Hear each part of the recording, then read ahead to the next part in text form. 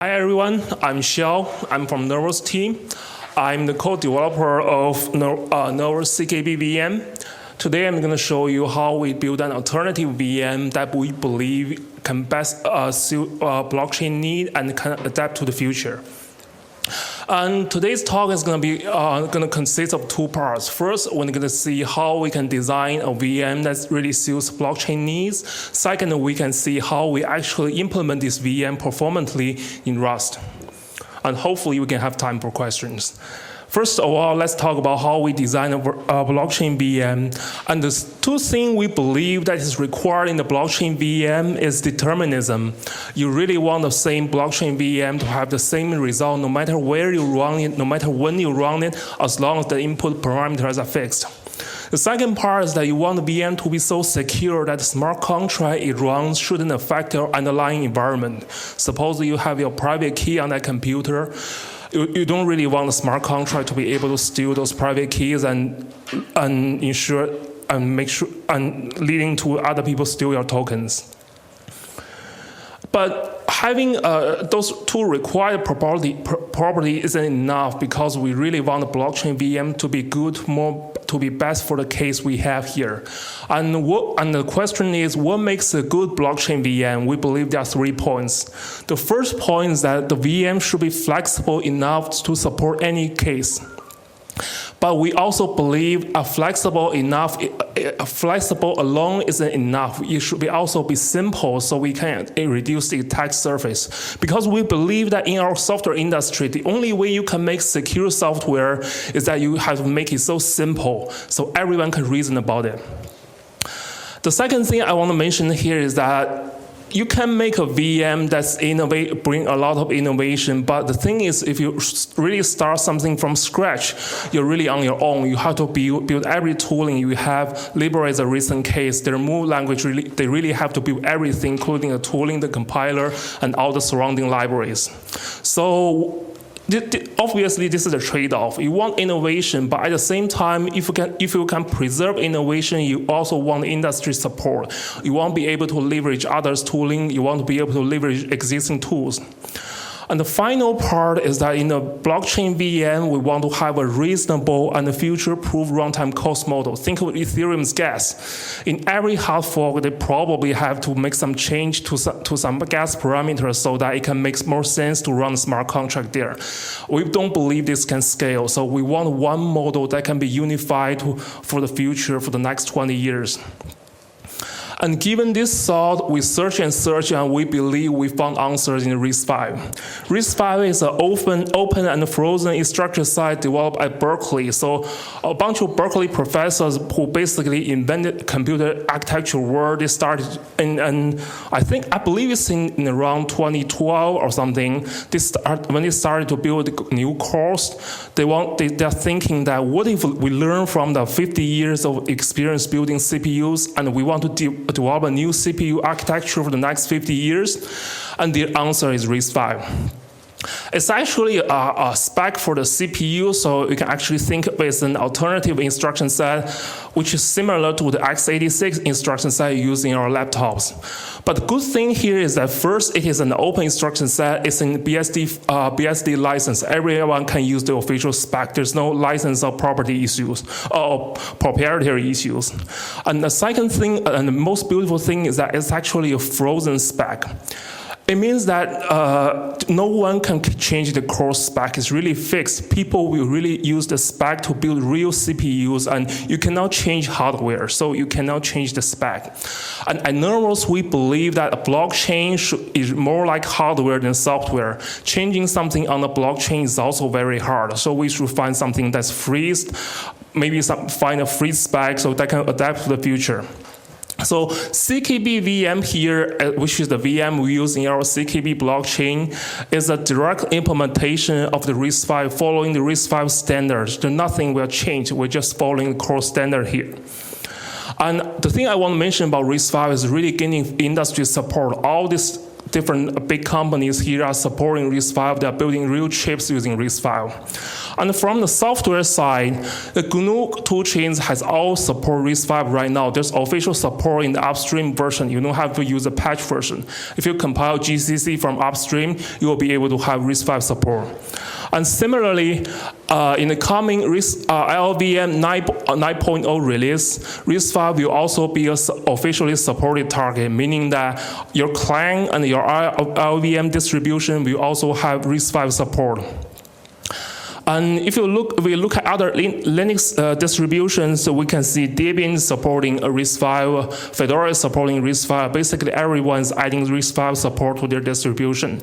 So the takeaway here is that the whole computer industry is really embracing RISC-V here.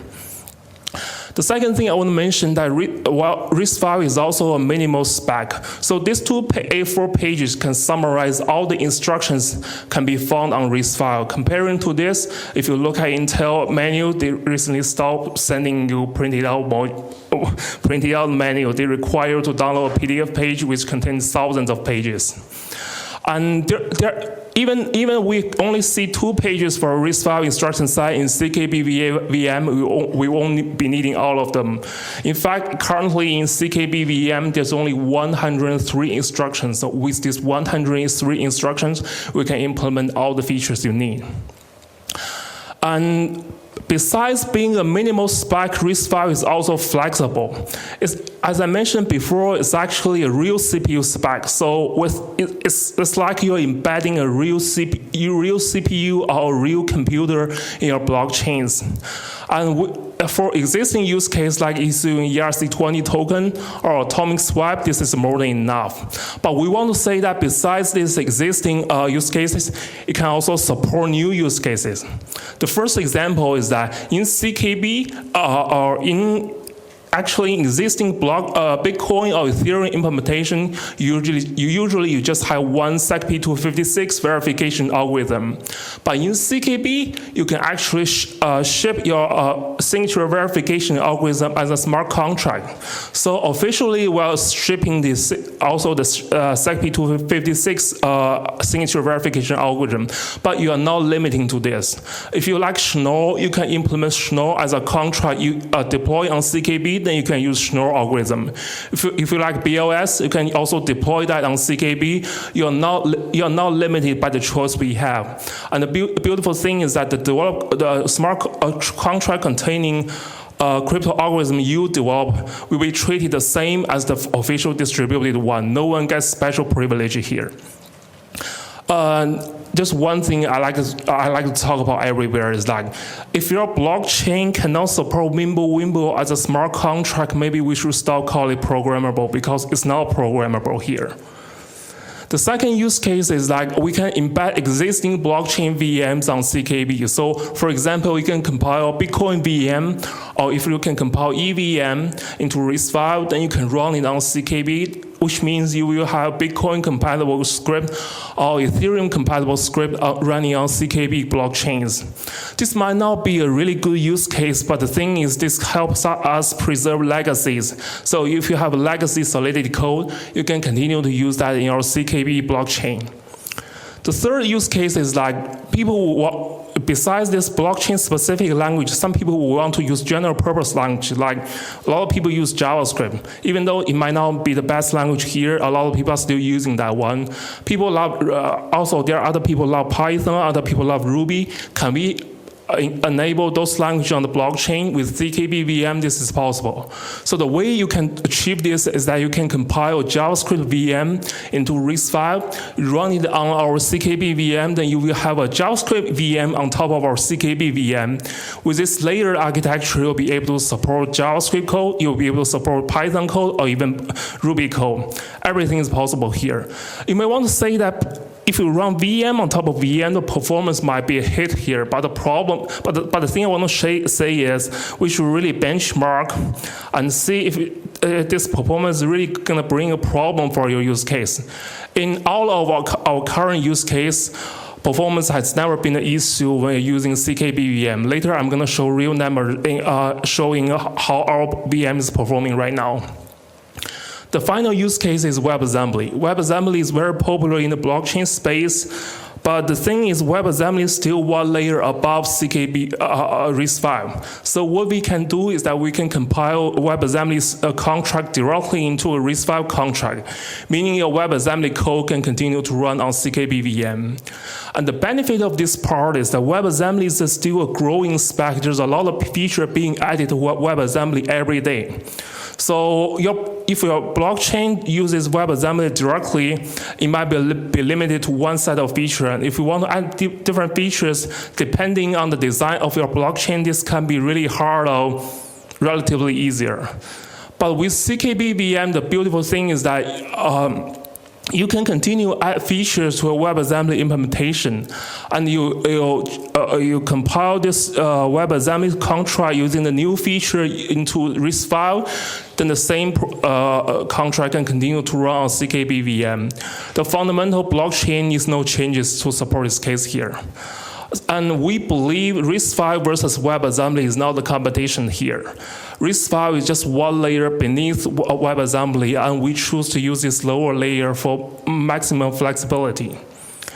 And RISC-V, in addition to all the benefits above, also has a decent cost model. Since RISC-V is used to build real CPUs, in CPUs, each instruction will have a fixed runtime cost called cycles.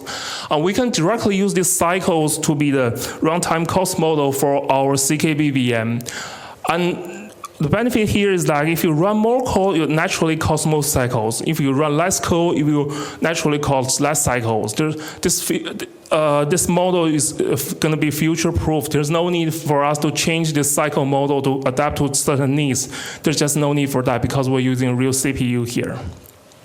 So the choice here of using RISC-V in your blockchain is not about picking a hardware spec or picking a software spec. It's really about we want to find a right abstraction we want to use in our blockchain VM. And the second part is that with this design using RISC-V, how can we build a performant VM here? First, let's show some real numbers. This is real number measured running a CKB 56 verification. For the native case, it's like 1x in the ratio part. We can see in our CKB VM, if you run it as an interpreter, it's like 55 times slower than the native case. Or if we run CKB VM in a JIT case, in the JIT compiler case, it's 8 times slower than the native case. But the thing you can see here is that the performant WebAssembly case is also about 8 times slower than the native case. So we're actually at the same performance level than compared to an optimized WebAssembly implementation. And if we add another metric here, you can see that we achieve this result using far less code than WebAssembly. And here, CKB VM uses around 8,000 lines of code. The WebAssembly implementation using CreenLift takes about 100,000 lines of code. And I don't even want to count how many lines of code are here in LVM version the WebAssembly case here. So the thing is, we are achieving the same amount of flexibility in much less code. Well, code is not a primary factor in this thing. It definitely shows that you don't need to take a lot of effort to make RISC-V performant on a real CPU here. And also, I want to mention that you cannot directly use those WebAssembly implementation in your blockchain because blockchain has this additional determinism behavior.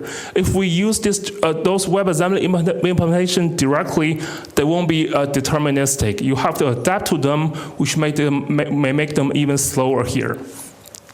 So the question is obviously, how did we achieve this performance in this less amount of code? First, I want to say that we are not compiler expert. The most contributing factor here is really finding the right abstraction. RISC-V can map to x86 assembly code very naturally. And the second thing I want to mention here is the choice of ROS really enables us to have a maintainable code base while giving us low-level controls into the things we really need to control. And we find a perfect balance in Rust code and the native assembly because we can just use Rust for the high-level code which requires security and dealing with user data. And then in the very hot loop, we can just rewrite everything as in pure assembly for the fastest performance. And there are definitely cases in Rust we found that this is not fast enough. This is our first version of data structure implementation for RISC-V instruction. As you can see here, if we use this enum on top of enum on top of struct thing, for a single RISC-V instruction, it will take like 48 bytes. Just to do a comparison, a native RISC-V instruction in its own encoding takes either 2 bytes or 4 bytes. We're talking about like 20 times bigger than the original case. And this is going to put a lot of pressure on your CPU cache, making your VM very slower. So we ended up having to switch to a different solution where it being encode RISC-V instruction in this 64-bit integer, which takes only 8 bytes. This is still bigger than the RISC-V native instruction, but this allows us to decode the instruction very efficiently. The second case is that we all love this pattern matching thing in Rust. Pattern matching thing is really easy to write and you can reason your code very good, but the thing is there's gotcha here. If your pattern matching on enum and the enum have different data size here, what it does is like this F will match against this bar first, this bash against Baston, this Haddon, this Loden. It will match against every single case here. It will not jump directly into the case you want. This is the generated assembly here. We can see this if you have 4 cases in your match thing, this comparison will be performed 3 times. This is linear than the case.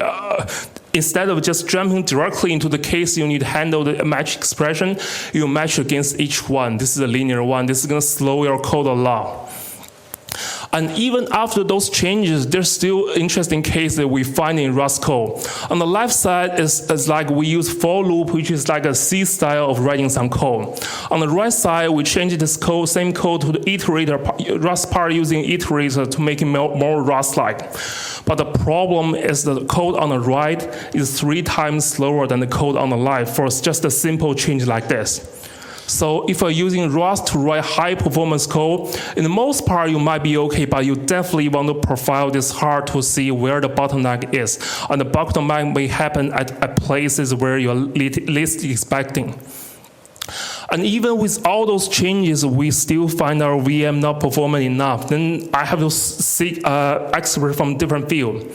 I found actually a blog post written by the founder of LuaJIT, whose name is Mike Paul. What he basically saying that if you're writing an interpreter, your code behavior will be so different from general code that the C compiler we're using won't help us that much. Because the C compiler is used to compile ordinary code to make them fast, but your interpreter is so different from ordinary code. And since Rust uses LVM underneath, Rust is also suffering from this problem. So we ended up having to rewrite a very hard part in pure assembly. So this is a pure assembly for a simple RISC-V add instruction. You don't have to read every single instruction here. The main takeaway is that here, to run a single RISC-V instruction, it takes us only about 14 x86 instruction. If we do a comparison to run the same RISC-V instruction, if we write an interpreter in Rust, it will take us about 5,000 x86 instructions. So we can see that by writing a hot loop in pure assembly, we're saving a lot of work here. And even this is not enough. So in the actual JIT case, we can also eliminate all the other instructions which we doesn't need. So if we look at all these 14, this is 13 instructions. If you look at all these 13 instructions, only the 4 on the middle are doing the real work.